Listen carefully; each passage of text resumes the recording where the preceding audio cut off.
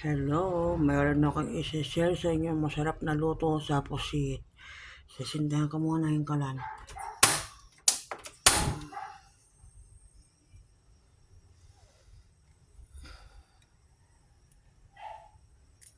Lagyan muna natin ng mantika.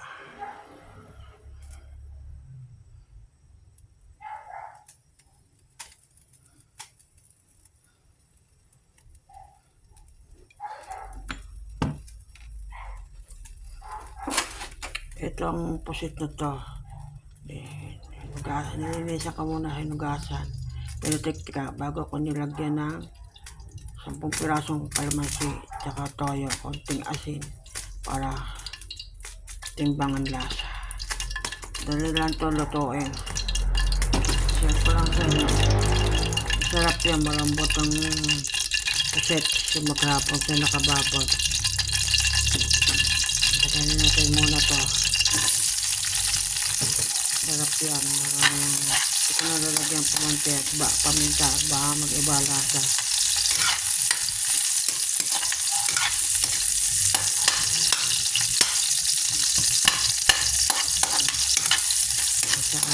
Kung kayo po nanonood, paki-like and subscribe sa aking pong channel.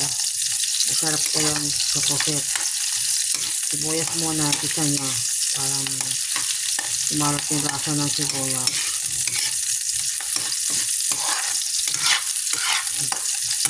Sarap ito. Tamis, malambot siya.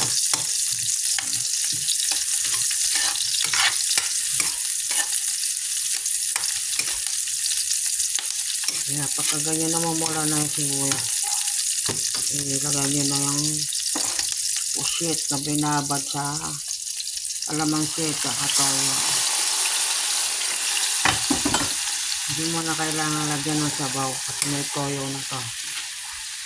Saka hindi mo na kailangan patagalin ang pagsangkot siya para hindi kumunat. Madali lang ito lutuin para hindi tumigas, kasi pag tinagal mo kukunat to para tong goma. Sa nanonood pa umuli, paki-like and subscribe. Masarap po to, malambot to pagka ganyan nakababad maghapon sa toyo na may kalamansi. Sarap yan, try ko na yung lutuin. Malambot ang pusit.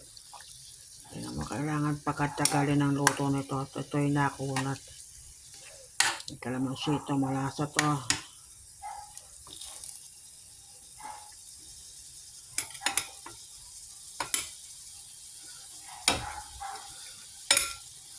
Tikman natin.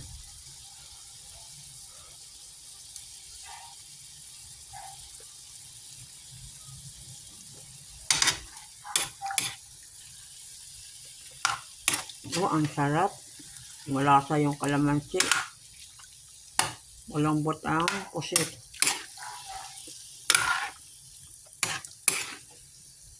Ito ay bistik na pusit. Masarap to. Pag matagal nakababad, malambot ang pusit.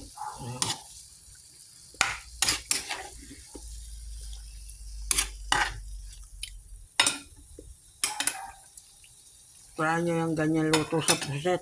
Masarap. Bistik na pusit. Yan, bistik na pusit. Nabubulod ako, sorry. Yan, paki-like and subscribe po. Try nyo yung ganyan luto sa pusit. Bistik na pusit.